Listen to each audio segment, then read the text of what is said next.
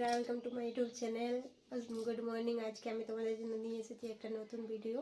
তো আমি সকাল সকাল এখন ঘুগনি বানাবো, মুড়ি দিয়ে ঘুগনি খাওয়ার জন্য বানাবো। তো এদিকে দেখো, আমার পেছনে গ্যাসে মটর আর আলু সিদ্ধ হচ্ছে। তো এই আলু মটরের ঘুগনি বানাবো।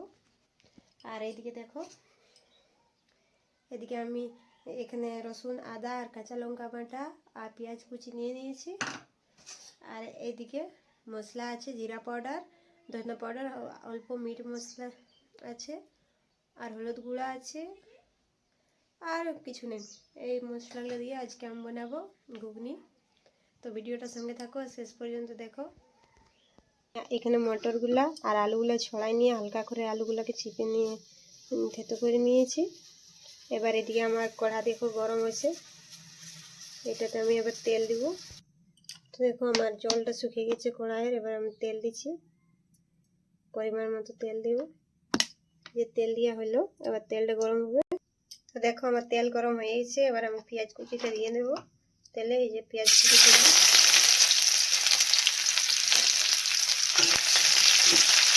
পেঁয়াজগুলো হালকা করে লাল লাল করে ভাজিয়ে নেব।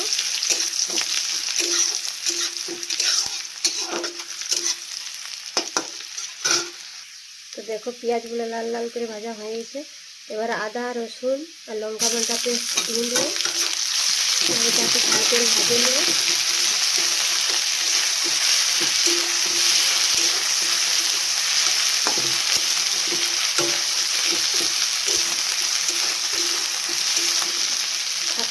সব কিছু একসঙ্গে ভালো করে ভেজে নেব।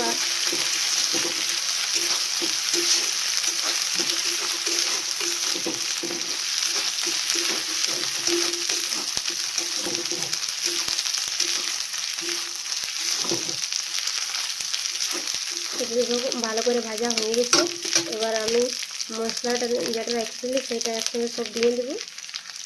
আর এটাতে অল্প করে জল মিক্স করে আর অল্প জল দিয়ে দেবো। দেখো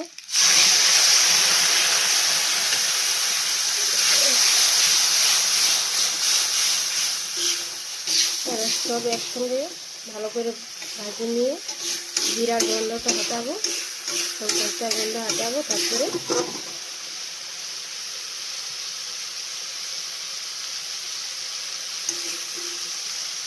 দেখো মশলা দেওয়ার সঙ্গে সঙ্গে আমার তেল ছাড়া শুরু হয়ে গেছে।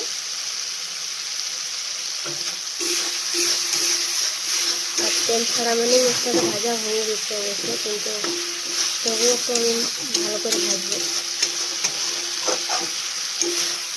জানি না ভিডিওটা তোমাদের কেমন লাগবে, তাও বানাচ্ছি।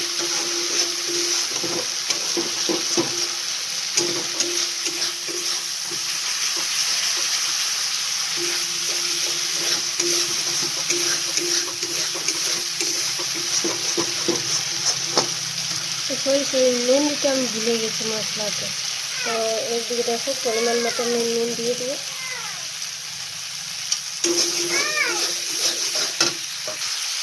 এরকম মশলাটা ভালো করে ভাজা হয়ে গেছে, কারণ মশলার কালারটা চেঞ্জ হয়ে গেছে, তার মানে ভালো ভাজা হয়ে গেছে।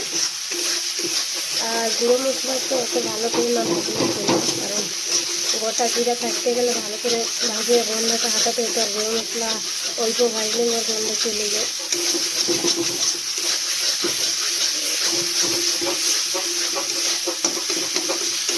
দেখো আবার আমি হালকা লেগে গেছে, মানে ভাজা হয়ে গেছে। জল দিয়ে দেবো,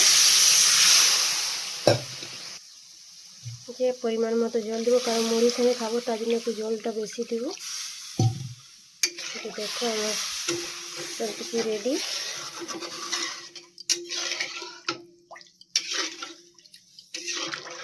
আর এবার এই মটর আর আলু সিদ্ধ করে রাখা আছে, ওইটাও দিয়ে দেবো। আর সব কিছু মিক্স করে নেব। দেখো চোপাগুলো ছড়ে গেছে মোটর থেকে, তার জন্য চোপাগুলো সব সাইড করতে পারি না। মোটরটা অনেক সিদ্ধ হয়ে গেছে, একদম গুলাং গেছে, তার জন্য পারলি না। তো দেখা যাক খেতে কেমন লাগে। বানালে আমি অত ভালো করে ঘুগনি বানাতে জানি না, তাও বানালে দুজন খাবো, আমি আর আমার মা। তো জলটা শায়দ অনেক বেশি হবে। তো এদিকে দেখো আমার ঘুগনিটা ফুটে গেছে ভালো করে। এবার আমি ধনে পাতা কুচি করে রেখেছি সেটা দিয়ে দেবো উপর থেকে। এই দেখো তো ধনে পাতা ধুয়ে নিয়ে ধনে পাতা কুচি দিয়ে দিলি। ও ধনে পাতা কুচি দিয়ে অল্প বলকে নিয়ে নামাই দেবো। তাহলে আমার রেডি ঘুগনি। এই দেখো সব কমপ্লিট।